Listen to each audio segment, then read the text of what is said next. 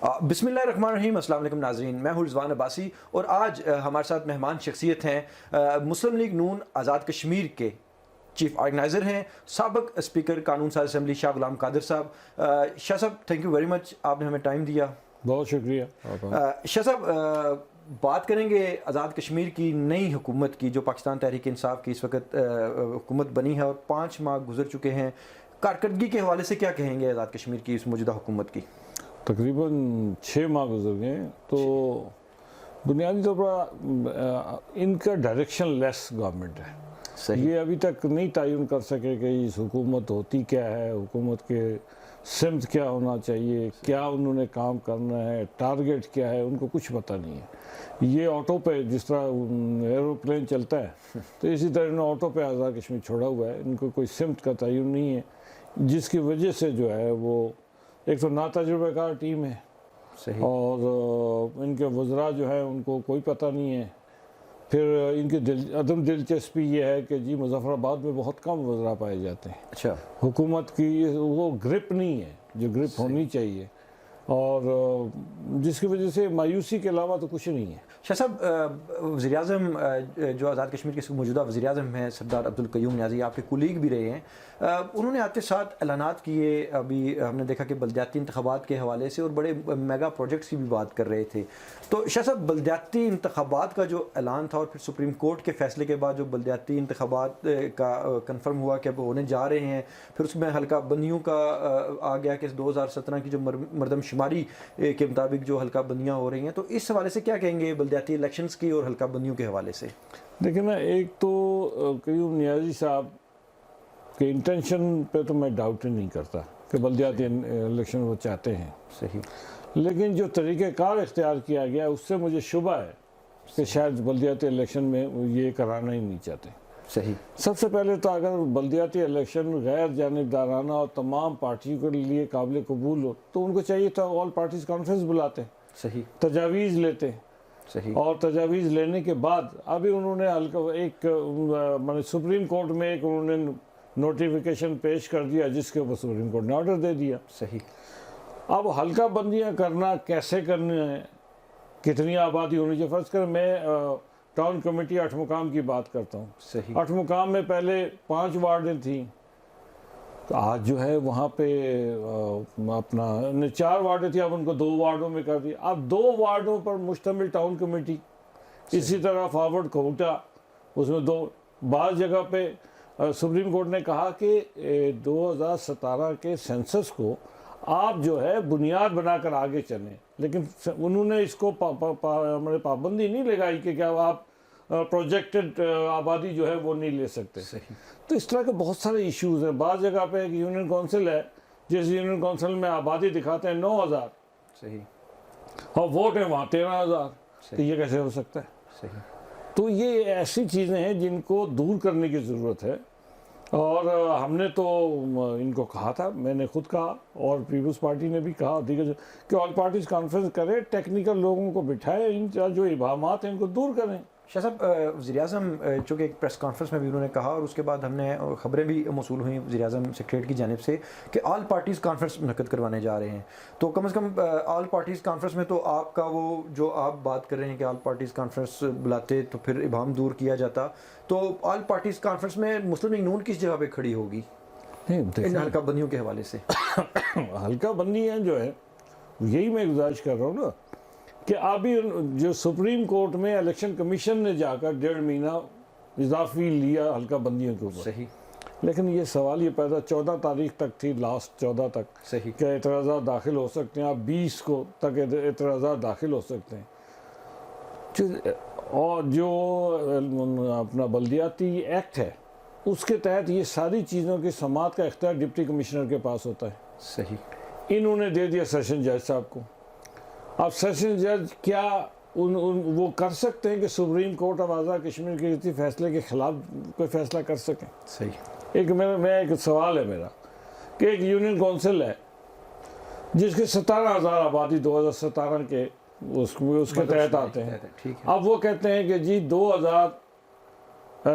10,000 से 15,000 के दरमियान یونین کونسل ہونا چاہیے، تو وہ 2000 جو اضافی بچتا ہے اس کو کدھر لے کے جائیں گے؟ صحیح. تو یہ چیزیں ہیں کنفیوژن. میرا اپنا خیال یہ ہے کہ حکومت نے یہ جو پہلو طے کی ہے اس کا مقصد صرف یہ ہے کہ اعلان تو کر دو، ایک پروسیس شروع کر دو، لیکن الیکشن میں نہ جاؤ. الیکشن میں نہ جاؤ. چونکہ کے پی کے میں جو پی ٹی آئی کا حشر ہوا ہے بلدیاتی الیکشن میں، صحیح. میں نہیں سمجھتا ہوں کہ وہ الیکشن میں جانا آزاد چاہتے ہیں. کشمیر میں الیکشن پہ نہیں جائیں گے. شاہ صاحب ہم بات کریں اگر کشمیر کونسل کے انتخابات کی جو کہ ہونے جا رہے ہیں، تو کیا دیکھ رہے ہیں آزاد کشمیر جو جموں کشمیر کونسل کے انتخابات کو؟ پچھلی مرتبہ آپ نے پیپلز پارٹی کی سپورٹ کی، تو اس مرتبہ کیا اس طرح کا کوئی چانس ہے کہ پیپلز پارٹی آپ کی سپورٹ کرے یا کوئی آپ کے کینڈیڈیٹ کی کوئی اس طرح کی بات؟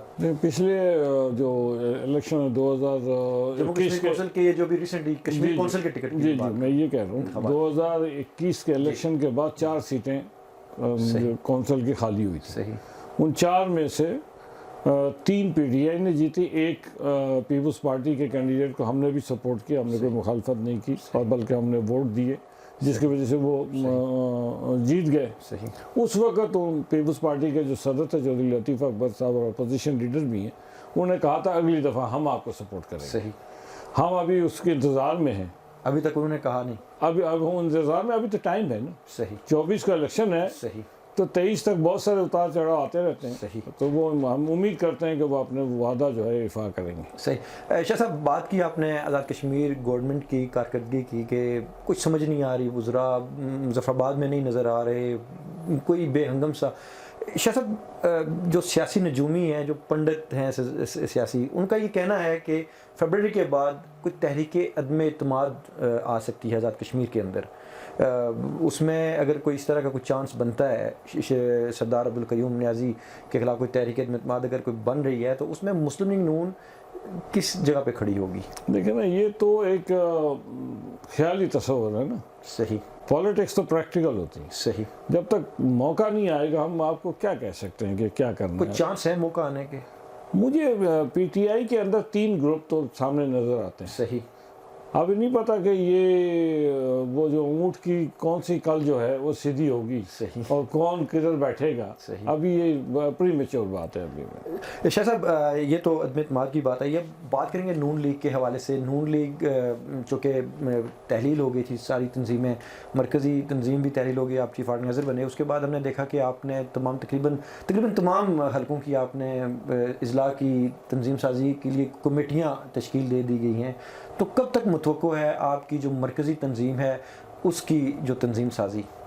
دیکھیں، پہلی بات تو یہ ہے کہ الیکشن، جب بھی کوئی پارٹی الیکشن میں لوز کرتی ہے، صحیح، ہمیں الیکشن ہروایا گیا صحیح، ایک پورا منظم سازش کے تحت، اس کے باوجود بھی آپ دیکھیں کہ پی ٹی آئی نے ووٹ لیا 6.5 لاکھ اور ہم نے ووٹ لیا 5,10,000.